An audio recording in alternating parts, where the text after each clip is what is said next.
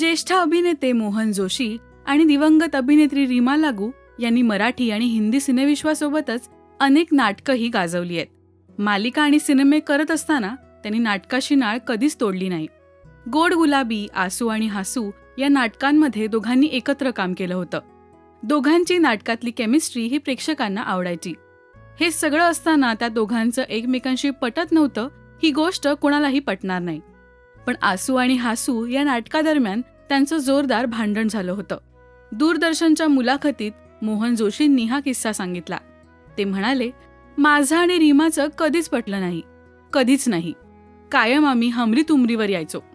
म्हणजे पहिलं नाटकही असं मिळालं, आसू आणि हासू म्हणजे नवरा बायको असतात, कायम भांडत असतात.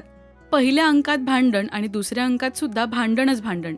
एकदा काय झालं, मी मेकअप करत होतो. मेकअप रूममधला टेबल मी वाजवत बसलो होतो. तेवढ्यात त्या आल्या. कुठून तरी तापून आल्या होत्या. बंद करा आवाज, बंद करा असं ओरडून म्हणाल्या. तर मी म्हणालो, नाही बंद करणार, अजून चालू ठेवणार असं म्हणत अजून जोरात वाजवू लागलो. अशी ती वादावादी सुरू झाली. आमच्याकडे बॅकस्टेजला लोकांना कळायचं की आज भांडण झालंय. अगदी पर्सनल गोष्टींवरून भांडणं व्हायची. नाटकातही सगळी भांडणाची वाक्य होती, त्यामुळे त्यातही सगळं पर्सनल डोकवायचं. प्रेक्षक एन्जॉय करायचे, पण बॅकस्टेजला कळायचं यांचं काहीतरी बिनसलंय. त्या माझ्याशी 6 महिने बोलायच्या नाहीत, पण आम्ही काम करत राहायचो. एकमेकांकडे बघायचोही नाही. स्टेजवर त्यांनी ते भांडण कधीच आणलं नाही, असं यावेळी मोहन जोशींनी सांगितलं. पर्सनल भांडण असूनही त्यांनी नाटकात काम करणं थांबवलं नाही. ही सच्च्या कलाकाराची लक्षणं आहेत. दिवंगत अभिनेत्री रीमा लागू यांनी तर हिंदी मालिका आणि सिनेविश्व दोन्ही गाजवलंय. पण 2017 हार्ट अटॅकमुळे त्यांचं दुर्दैवी निधन झालं.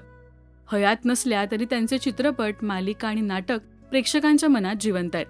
मोहन जोशींबद्दल बोलायचं झालं तर त्यांना सुद्धा पॅरालिसिस झाला होता आणि वर्षभर त्यांचं बोलणं आणि चालणं बंद होतं.